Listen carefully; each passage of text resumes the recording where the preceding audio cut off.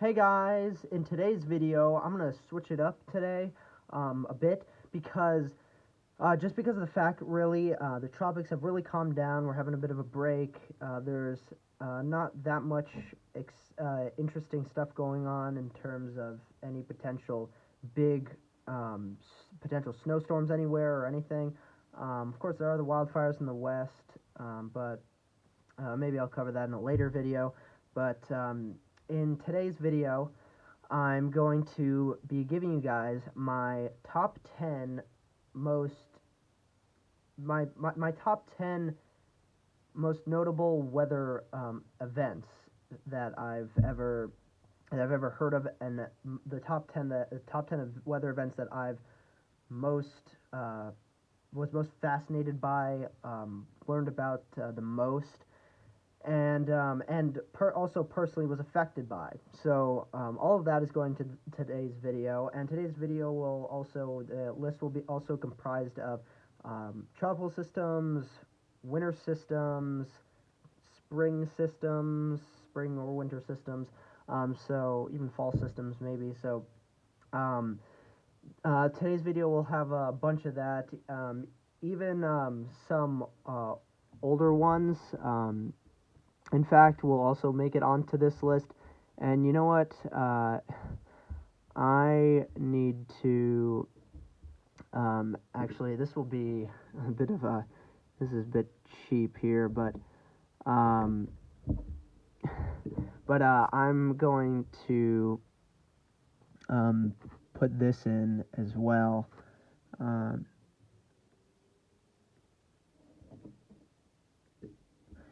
yeah, so this will actually be my top 11 um, most fascinating weather moments that I've personally been affected by, was most fascinating to learn most about. So this will be a very interesting list. Hopefully you guys will enjoy this list. This is a very fun video that I just thought of to create for you guys, because I thought it'd be pretty fun for you guys to listen to and just enjoy, honestly. And also, just one last quick note is that while you're watching this video, you will clearly note that the camera angle is different from all of the videos that I've posted in the past month or two, because I finally figured out how to make my video angle be horizontal, not vertical, using a tripod. So alright, let's get into today's video. Now, as you can see, probably from while I've been talking and you just staring at the screen, that coming in at number 11 for me is the 2011 Halloween nor'easter, or as I like to call it, and a lot of people enjoy calling it, is Snowtober. And this system was a big event for people living here in New England, especially New England, and just overall Northeast, Mid Atlantic, and New England. This was a huge winter storm, and it totally just blanketed the entire area of New England and the parts of the Northeast with at least a foot of snowfall. Where I personally live, we got somewhere around 2 feet of snow. So that was I think the most amount of snowfall I'd ever witnessed from any snowfall event since I've been alive. So that was a truly fascinating system to witness. But also this was also very impactful and fascinating to me, because this happened exactly 3 months after Hurricane Irene really did a number on New England and the Northeast. Irene impacted the New England Northeast areas in the end of August 29th, 2011. This nor'easter came in and impacted the same regions, pretty much exactly the same regions, exactly 3 months later on October 29th, 2011. So, of course, we were still, honestly, generally still reeling from Irene, still trying to get everything back to normal and go back to normal. But then this system happened and just totally shut everything down again for at least another 2 weeks, I'd say, at least another 2 weeks. The highest amount of snowfall that occurred with this system was 32 inches in Peru, Massachusetts. It was a pretty It was a pretty strong system. Its lowest pressure got down to 971 millibars. I believe that's equivalent to a Category 2 hurricane. So that's a pretty decently strong system. And it killed a total of 39 people. You can see there it impacted the northeastern United States and Atlantic Canada. And here's an image of what it looked like, I believe, at its peak intensity. In fact, here, yeah, on October 29th, this was its peak intensity as its impacts was the highest at its peak impact when it was impacting New England and the Northeast and Atlantic Canada. You can see it was not a very well defined, very well formed system, but still, it still did a big number on on this region where I live. You can see Connecticut. This is the effects by state or province, and Connecticut during that storm, after the storm dissipated and ended, Connecticut led all of the states that were affected from West Virginia all the way through Connecticut and Maine, from pretty much the Mid-Atlantic up through northern New England, and just near southern Canada. So you can see Connecticut on this list tops out with the most amount of deaths. The storm killed 10 people in Connecticut. Also cut off the most power to the most people in Connecticut, 830,000 power outages. And the total snowfall amount from that storm for Connecticut was 24 inches, 2 feet of snow. I believe that was the highest total was somewhere around southwestern Connecticut. So that's very interesting. But of course, the highest amount of snowfall that fell during the storm was 32 inches in Massachusetts, in Peru, Massachusetts. As you saw, it killed 6 people there, and caused it caused 420,000 power outages.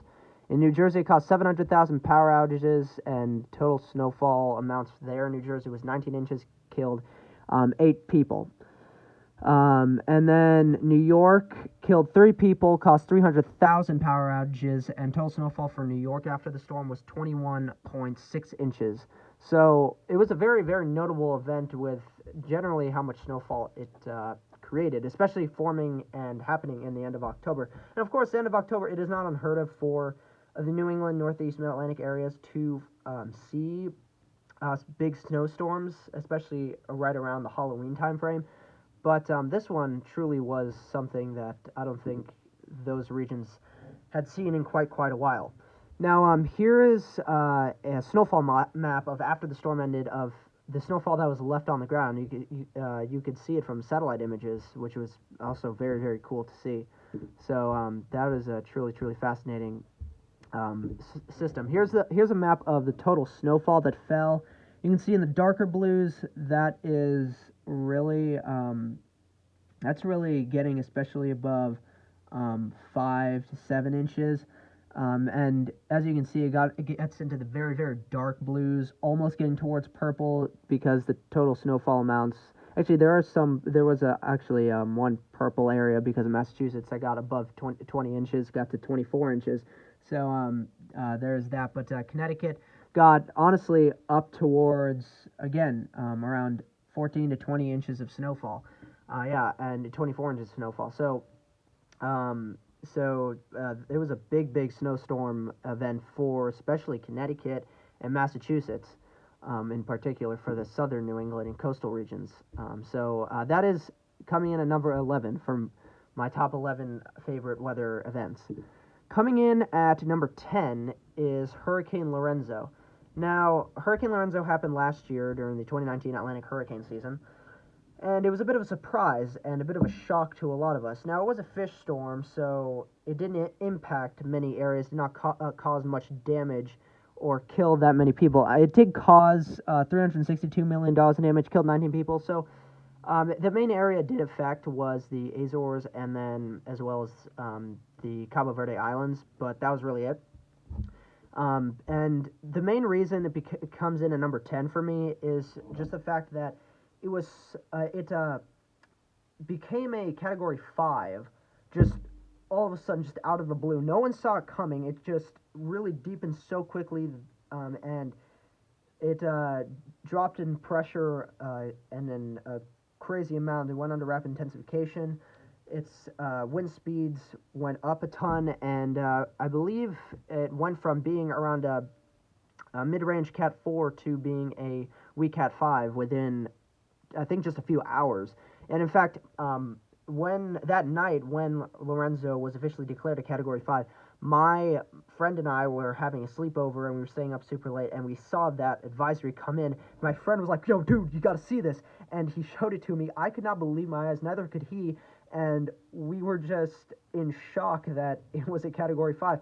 Now, here's the satellite imagery for Lorenzo, and you can see it was a fairly well-defined system. Had a decent eye. It had some decent convection there, but there is debate still whether or not it truly did end up being a Category 5 hurricane in the end. It could have just ended up being a 155 mile per hour strong Category 4 in peak intensity, and that is mainly due to the fact that a lot of us look at the eye of Hurricane Lorenzo and think, yeah, that's not a very well-defined eye and not well-defined eye enough to be associated with a Category 5 hurricane. So it could end up being declared that it was only a very strong Category 4, just barely off of being a Category 5.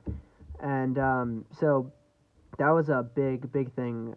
That was a big event for me last year for Hurricane, the 2019 Atlantic hurricane season. That was very shocking. Also, a quick clarification here about the 2019 Atlantic hurricane season. I did not include Hurricane Dorian, and that's mainly due to the fact that, yes, it was shocking to me. Yes, it did cause tons of damage to the Bahamas. Yes, it did become the most devastating tropical system to affect the Bahamas, and one of the most intense tropical systems in the Atlantic Basin in history. But Hurricane Dorian, it just wasn't as it wasn't just as shockingly in the moment mind-blowing as Lorenzo was, because Lorenzo just truly wasn't as expected whatsoever to become that strong of a system. Yes, it was. The NC did forecast to become a major hurricane, but no one thought it would become as strong as it ended up being. Now, coming in at number 9 is Hurricane Isaias. Just happened about a month ago, a little more than a month ago, in fact. So it happened earlier this year, just very recently earlier this year. And the reason it comes in at number 9 for me is that it was the worst, most damaging and destructive tropical system that my area has witnessed since Superstorm Sandy. And truly, I think this system was very cool for me, because this was the first travel system that I was able to really get great footage of, that I was able to actually record. Well, actually, I did record Faye earlier, but that was really, honestly, barely anything for my area. I really just got, during Faye, light showers, honestly, and some very, barely breezy winds, barely windy conditions. Isaias came in about a month after Faye and just totally upped it up to 11 and brought extreme winds, very heavy rain. The winds were blowing around. Me and my 2 friends went down to this point south of my house on the coast to get the best video footage and best conditions to witness the storm. And we got to that point, got down to the coastline just in the right time, because right as we got to that point, the conditions started to really go downhill, and we started to feel the main effects for Isaias, and that went on for a straight 5 hours. So we were there for about 5-6 hours getting footage and just witnessing the storm at its heightened fury, at its highest fury. It caused a insane amount of damage. In fact, it was a Category 1 hurricane, peaked at about 85-90 miles an hour, and its pressure got down to only 987 millibars. You can see the satellite imagery for it. It's not very impressive. You wouldn't think, I think a lot of us, if we just looked at this system, we wouldn't think that it caused around 5.22, around 5 and, around $5.25 billion in damage. That is insane. That's truly crazy. It killed 18 people. and affected the entire East Coast. You can see the track here. It came in such an angle that at one point, the entire East Coast, from Maine down through Florida, was under tropical alerts, whether it was tropical storm warnings, tropical storm watches, hurricane warnings, hurricane watches, even I believe storm surge warnings and watches might have gone up very briefly, but I'm not 100% sure on that. But the entire East Coast, the entire eastern seaboard went under tropical alerts because of Isaias. That's how impactful it was. And that's honestly the same thing that happened during Hurricane Sandy. This is why I say that, part of the reason why I say that this system was the worst system that my area, and in fact, honestly, the entire East Coast has seen since Sandy, in a way. So that was truly, truly fascinating. Truly very fascinating system. You can see, yeah, here, Connecticut, it killed 2 people in Connecticut alone. Killed the most people in North Carolina. Killed 4 people in North Carolina. So there was that. It was just truly, truly fascinating storm. In fact, I actually posted, if anyone wants to check it out, I posted my video footage of Isaias on my channel. If you guys want to go check that out on my channel afterwards, if anyone is fascinated by that and would like to see that. All right, coming in at number 7 here is the March 2018 nor'easters that affected the Northeast, Mid-Atlantic, and New England states, regions and states, those areas. And that was truly, for me, that was truly awesome, because earlier in the year, Winter Storm Grayson happened in very early January, just after New Year's. And it affected my area as well. It impacted, honestly, the exact same areas that all 4 of these nor'easters impacted. So we got hit by 5 nor'easters within 2 months or so. That is insane. That's truly insane. But the fact that, this comes in a number, what is it, 7, because of the fact that each one came in just days after the previous ones. So the first system came in and impacted the regions from March 1st through 3rd. Second one came in just days later, in fact, impacting those same regions March 6th through 8th. Then the third one came in at least 4 to 5 days later, impacting the same regions March 12th through 14th. And then about a week or so later, the fourth nor'easter came in, the final nor'easter came in and impacted the exact same regions between March 20th and 22nd. Now, in fact, there was a 5th cyclone that formed, though that didn't come close enough, and I don't think it formed enough to where it would be classified as a nor'easter, and it is just said to be a late March North Atlantic cyclone. It was an extremely powerful extratropical cyclone that formed in the North Atlantic, and the storm could have become the 5th nor'easter, but it tracked far out to sea and was not classified as such. So yeah, it did not get close enough to the East Coast and to those same regions, the Mid-Atlantic, Northeast, New England, to be classified as a nor'easter. So technically, we could have been impacted by 6 nor'easters within about 2 months. And still, though, it's crazy that we were impacted by 5 nor'easters within 2 months. That is just mind-blowing to me. And in fact, and these 4 nor'easters, of course, made up to the fact that I was not here when Winter Storm Grayson impacted my region, where, in fact, during Grayson, we got the highest snowfall total that my area had seen since the 2011 Halloween nor'easter, Snowtober, where we got about 1.5 feet of snow, I believe. And I got a picture, my grandmother next door sent me a picture of the snowfall after the storm. It was just white everywhere on my street. It was awesome. I was so jealous that I wasn't there. So I really was like, I just want to go back and witness this. I wish I was not in Australia. So this was just truly a crazy winter. Even though, in fact, in the end of the winter, the entire eastern seaboard was classified that it was, in general, above average in terms of temperatures, where a majority of the rest of the country was below average to an extent for temperatures. So that was truly fascinating to see that. And so that's why this comes in at number 7. Coming in at number 6, This is Winter Storm Grayson. Winter Storm Grayson comes in number 6 right after the 4 nor'easters. And Winter Storm Grayson, as I said with just now after while I was discussing the 4 nor'easters, you can see it was classified as Category 1 winter storm. It was notable. It was a very tightly wound up nor'easter. Beautiful classic image of a nor'easter there. You can see the perfectly, truly intense center there with great banding that wrapped around. And in fact, it wrapped around, and its southernmost extent didn't end until it got towards the Caribbean and Central America. So it was an extremely large system, which dumped feet of snow in the Mid-Atlantic, Northeast, New England.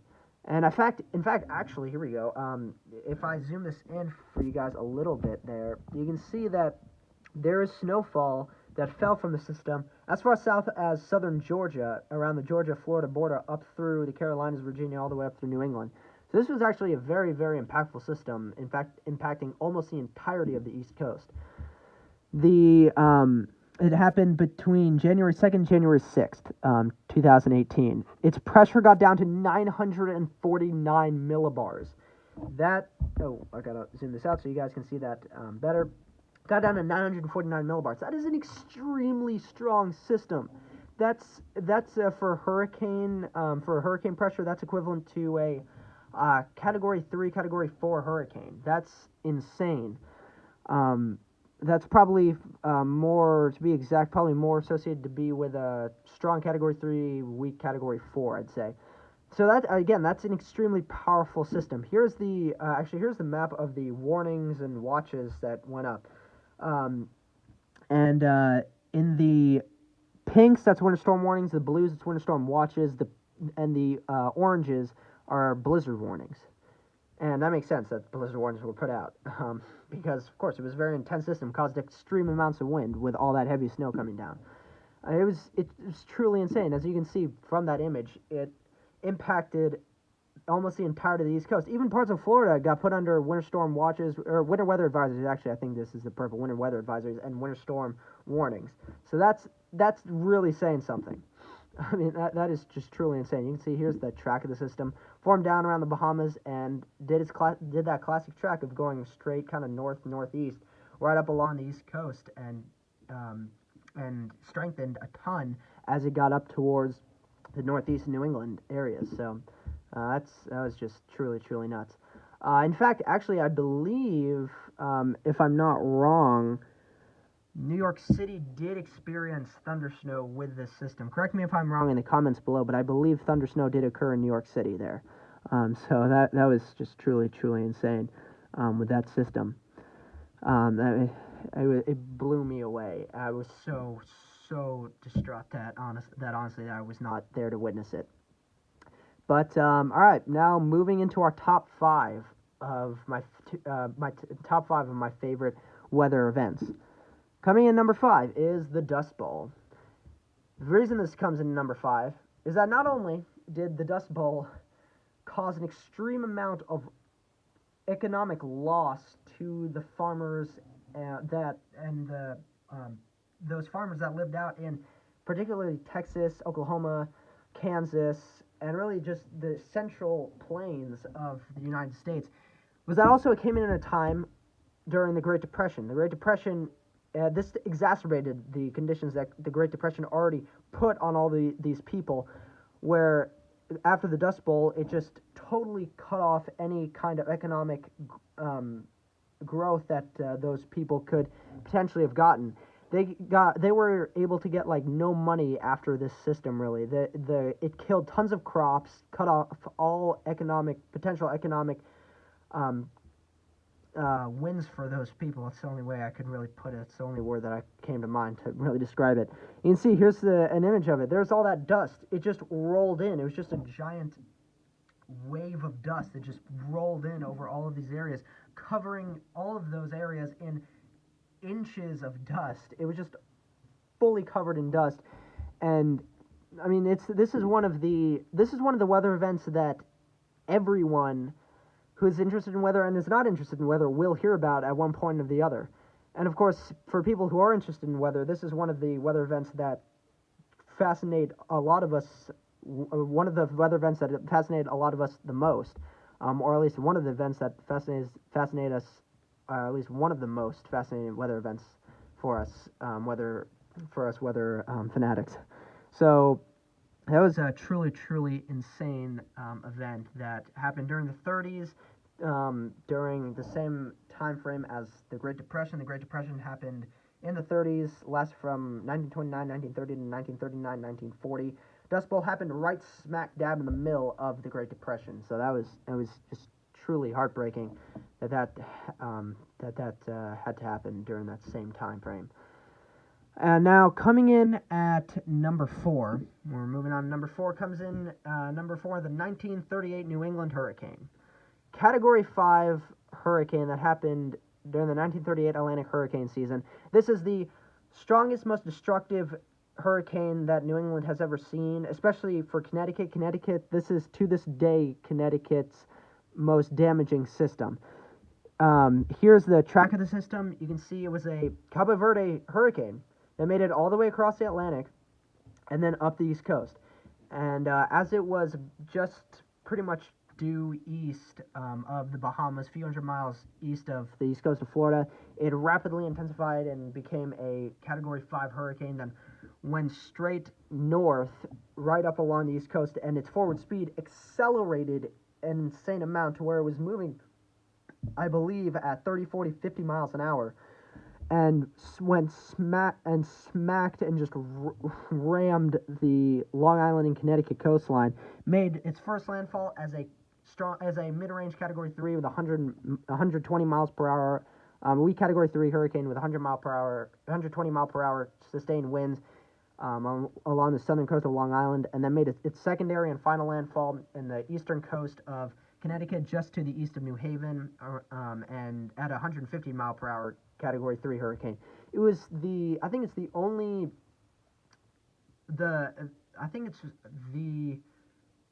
major hurricane, or at least one of the only few major hurricanes that impacted.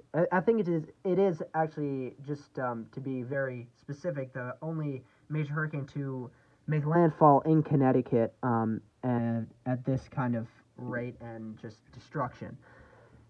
And one of the most fascinating things that I'd ever learned about this hurricane was the fact that it not only just totally destroyed many homes and lives in coastal New England, Long Island.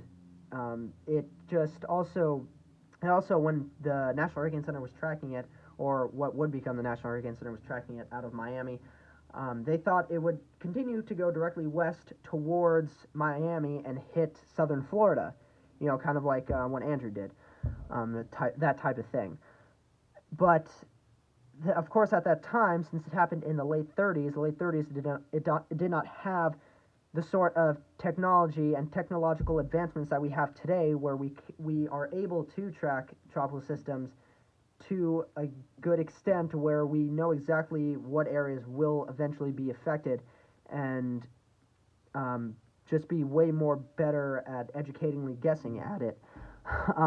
So when it happened, when the time frame came where the system ended up curving to the north and getting squeezed between two high pressures, the Bermuda High that was centered right around here, and there was another high pressure centered over the eastern United States. It got squeezed between those two high pressures, and that ended up having that forward speed of the system accelerate to 30, 40, 50 miles an hour and just speed straight north right along the East Coast and slam the New England areas without being able to weaken all that much. It was still a major hurricane making landfall. It was just truly, truly insane. I mean, it was one of the first tropical systems that I truly was very fascinated by. I mean, it just blew me away at just how devastating it was. In fact, let's see. It says here that where is it? Okay. Here it says, it is estimated that the hurricane killed 682 people, damaged or destroyed more than 57,000 homes and caused property losses estimated at $306 million. That's in 1938 dollars. That's equivalent to $4.7 billion as of 2017. So this was if it happened now, a multi-billion-dollar disaster, pretty much to the same, it would have caused around the same amount of damage that Isaias caused earlier this year. And Isaias was a Category 1 hurricane. This was a Category 3 hurricane. That's just insane to me, honestly. I mean, it's a loss of words how just truly insane that is. Here is a picture of homes that were destroyed in Connecticut, in eastern Connecticut. This was a tobacco barn in Connecticut in 1938. That just got totally destroyed by the hurricane. It was just so devastating and just so fascinating to learn about.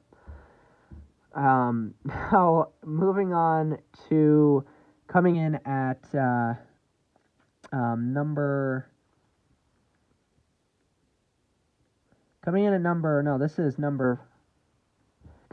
4. I'm sorry. Oh no. Wait. Oh no. Wait. What came in at number 4? Number 4. Right. No.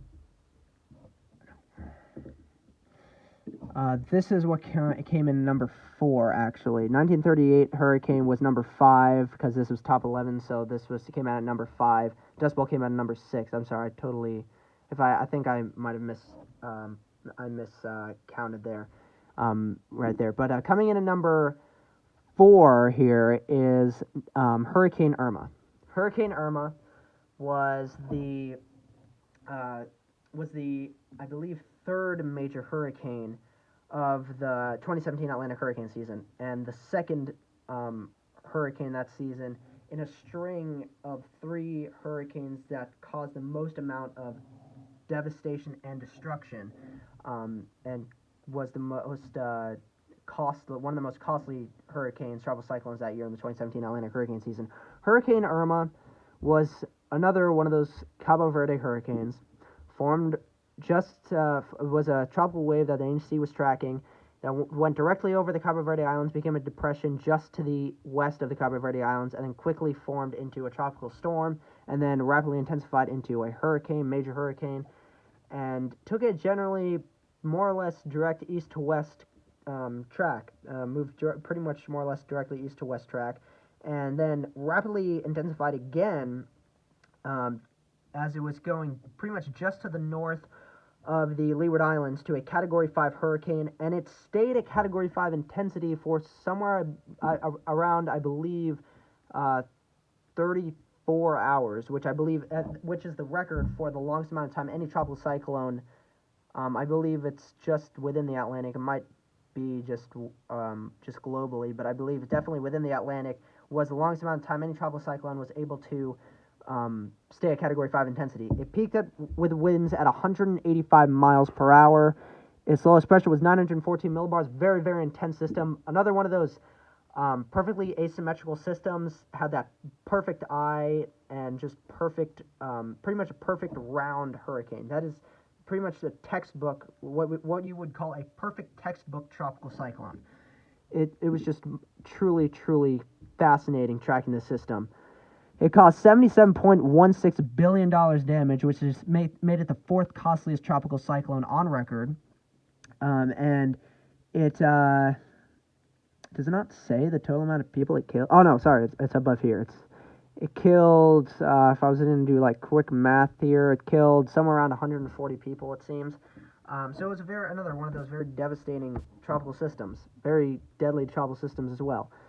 And part of that reason why Irma became such a powerful and destructive system in the end was because after moving away from the Cabo Verde Islands and into more of the central and western MDR and into the subtropical region of the Atlantic, north of Puerto Rico, Hispaniola, Cuba, the Bahamas, the temperatures, the water temperatures, the sea surface temperatures became so much warmer and so much more above average that it tapped into those waters and just exploded because of that.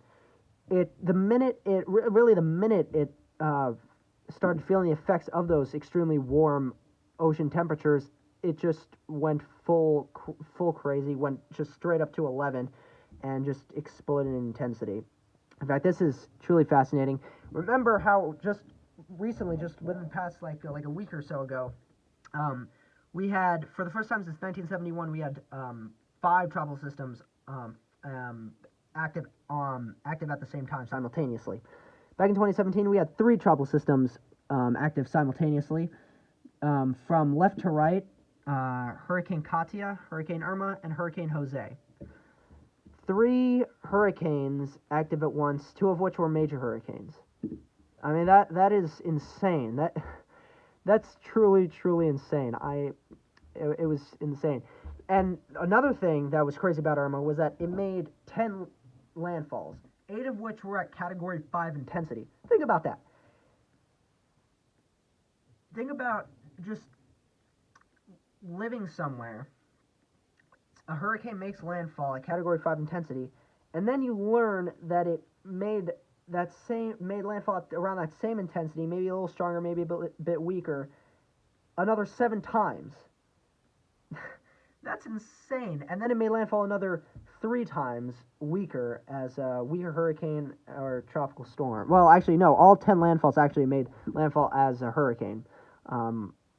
Or actually, it made all 3 landfalls it made, I believe, were at major hurricane status actually, and 8 of which were at Category 5 intensity. So then another 2 times it made landfall as a major hurricane, but more of a Category 3 or 4.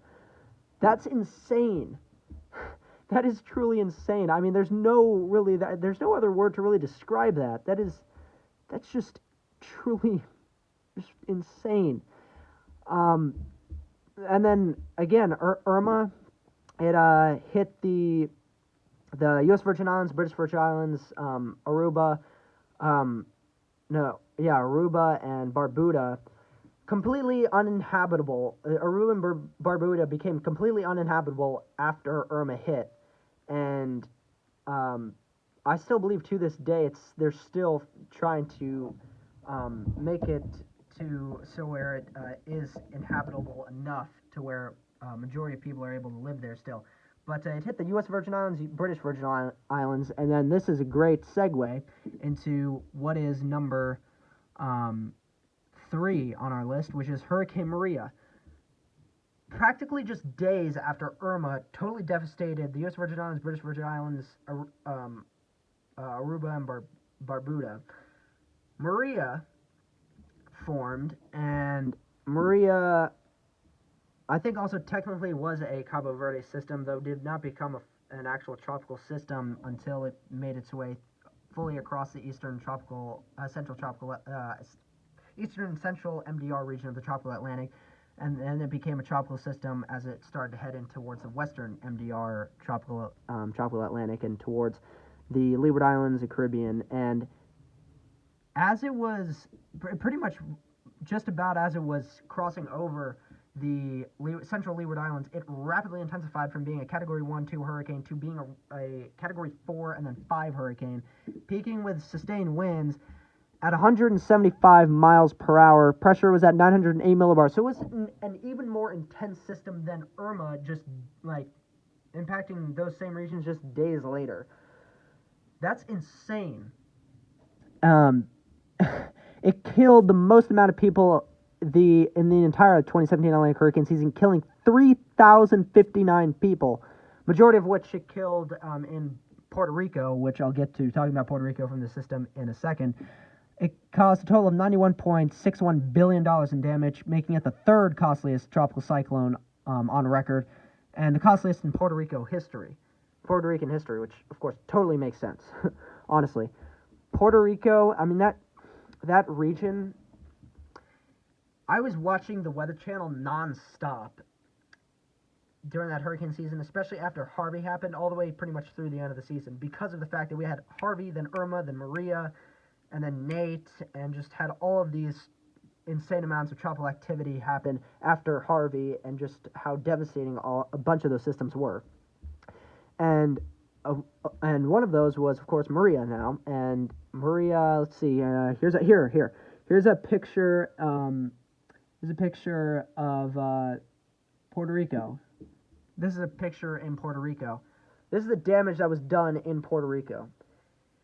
Wiped out the entire island, made it totally cut off from the rest of the world, had it lose total. The entire island lost power.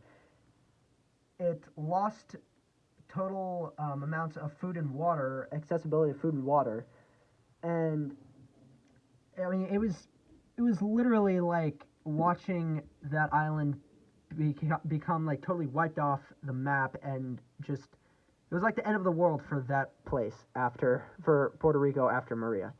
I mean, I was watching the Weather Channel during Maria. Paul Goodlow on the Weather Channel did his live coverage there in Puerto Rico during Maria, and he went through the worst of Maria. And Maria, if you look at the track here, if I zoom this in here, follow my mouse here. There's Puerto Rico. It cut pretty much directly horizontally right or so right across Puerto Rico. It went directly diagonally, that's the word. Diagonally right across Puerto Rico. And it went across Puerto Rico at the exact right angle where it cut off Puerto Rico to the entire rest of the world, causing Puerto Rico to lose any accessibility to clean water, any good amount of food. I mean, it was tragic, to say the least. And it was just mind-blowing to watch Maria just come in and just wreak havoc on that region. You can see on this chart here, this is the most intense Atlantic hurricanes on record. Of course, Wilma, number one, because its pressure was at 882 millibars, most intense Atlantic tropical system in the basin on record. Maria was the 10th most intense Atlantic tropical system on record with 908 millibars for its central pressure. That's insane. That is truly insane. I mean that's nuts, I gotta say. And I believe actually Hurricane Dorian of 2019, that's the 11th most intense Atlantic hurricane on record, coming in at 910 millibars for its lowest pressure. So that was just heartbreaking to watch and witness. Truly, it was heartbreaking. Honestly, there's no other word for it. All right, moving on to number 2, Hurricane Harvey. Again, the first tropical system of the wave of most destructive tropical systems of the 2017 Atlantic hurricane season. Hurricane Harvey, if we look at the track first,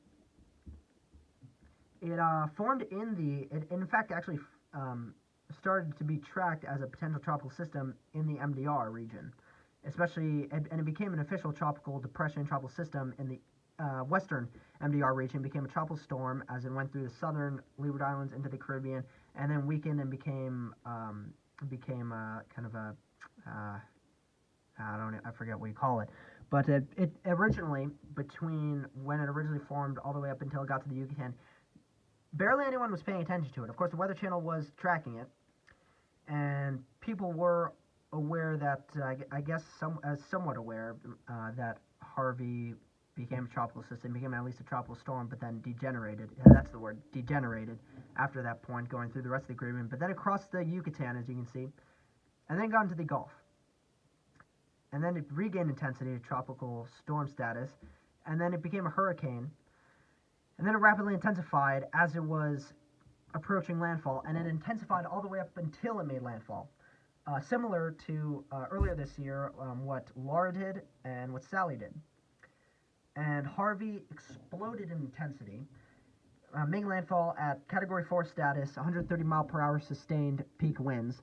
Pressure was at 937 millibars. Killed around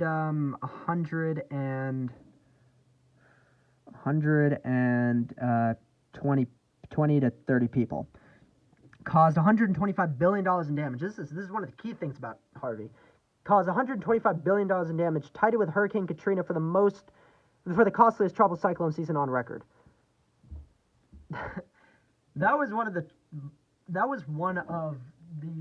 things that year, one of the events that year during the hurricane season, that when I was tracking it, that was the most mind-blowing to me, learning afterwards. And I was like, hold up. It tied Hurricane Katrina of 2005 for the costliest tropical cyclone on the record. I mean, part of me shouldn't have been that surprised, because it caused total rainfall of 61.3 or so inches of rainfall around the Houston area of Texas. It was became the wettest tropical cyclone on record as well. And it just stalled over Houston for, I think, somewhere around 5 days. Just continuing to dump rain, causing tons of strong winds, of course. And, I mean, it was just truly devastating to watch that and track that. I mean, it was insane. Here's a photo of Port Arthur, Texas, on August 31st, a few days after Harvey made landfall. This looks more or less identical to what New Orleans looked like after Katrina, with the amount of flooding that happened in New Orleans after Katrina, of course, especially mainly due to the fact that Katrina caused 28 feet of storm surge to flood New Orleans. So, I mean, that's truly fascinating to me. That's truly insane. In fact, actually, as well as earlier this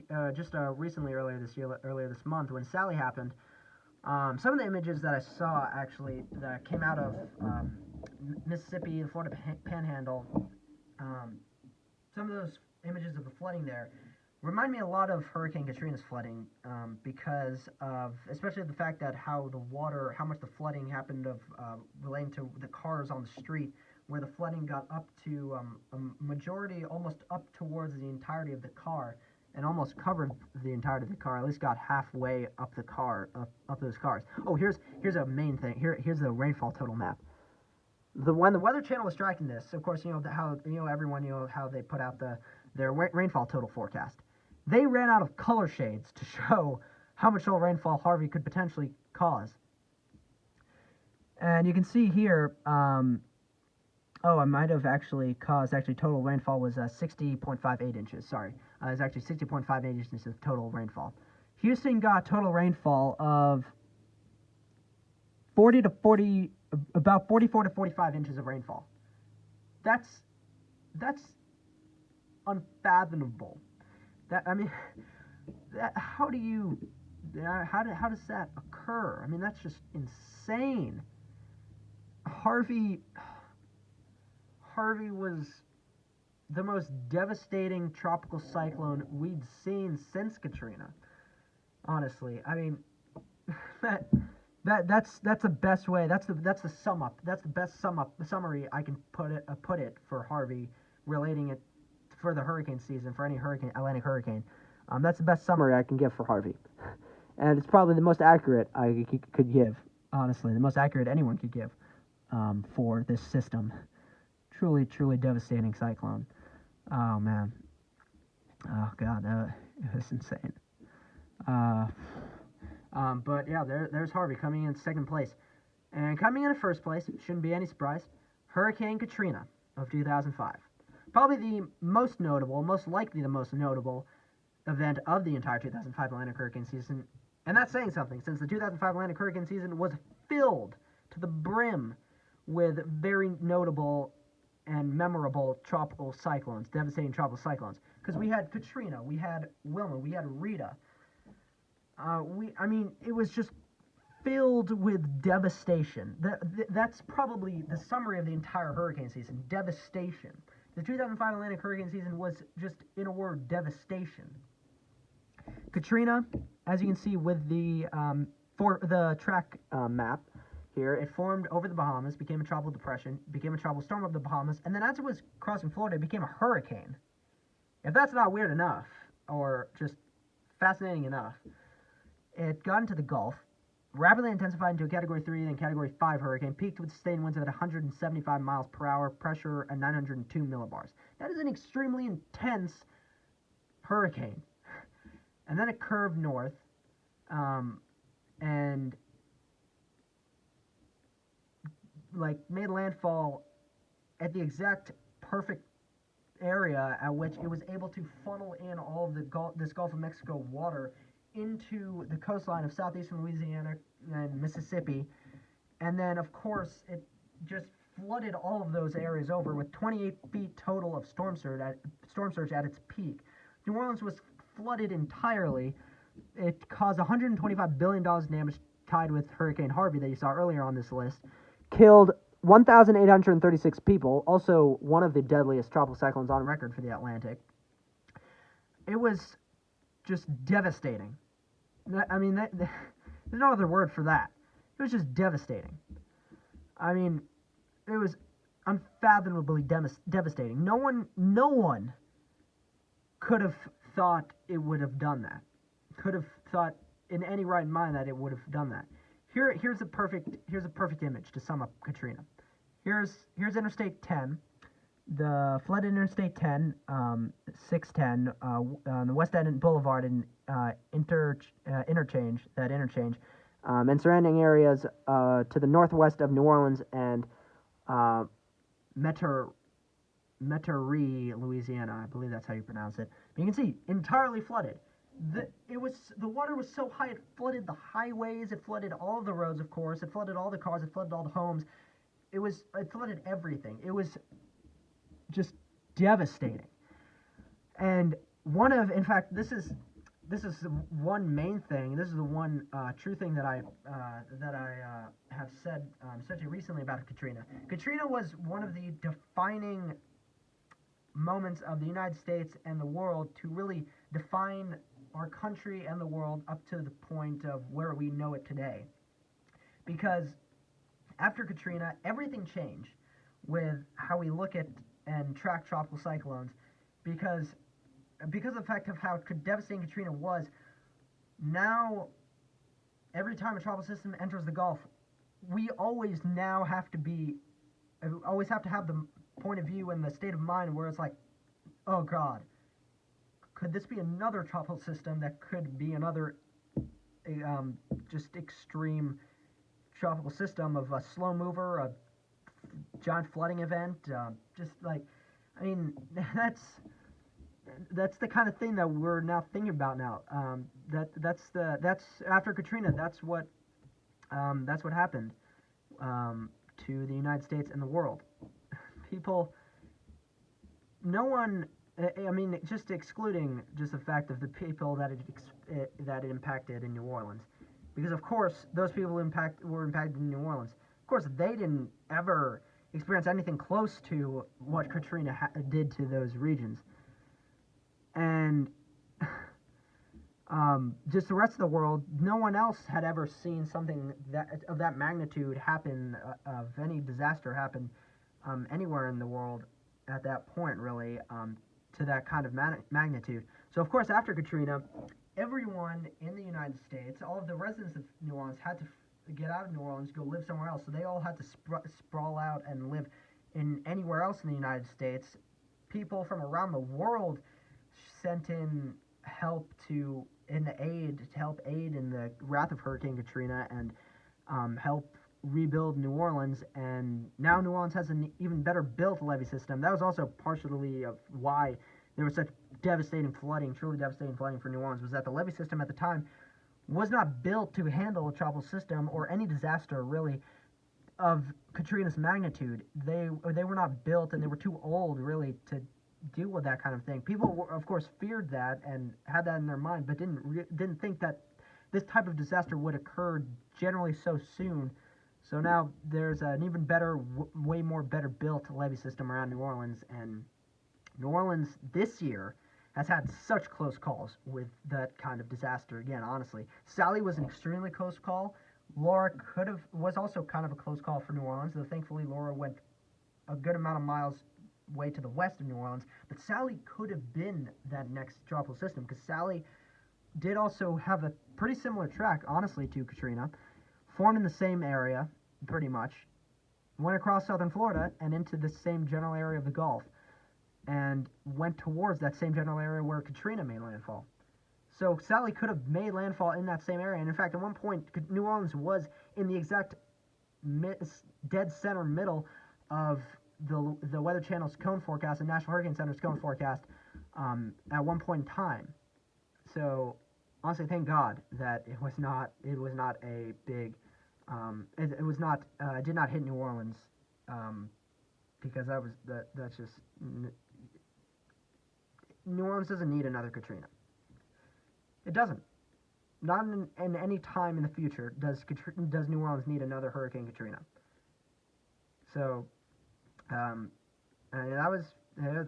that's number one for my top 10 list of most fascinating weather events to witness or be affected by, or just learn about and track, or and hopefully you guys really enjoyed this video, found it enjoyable or fascinating.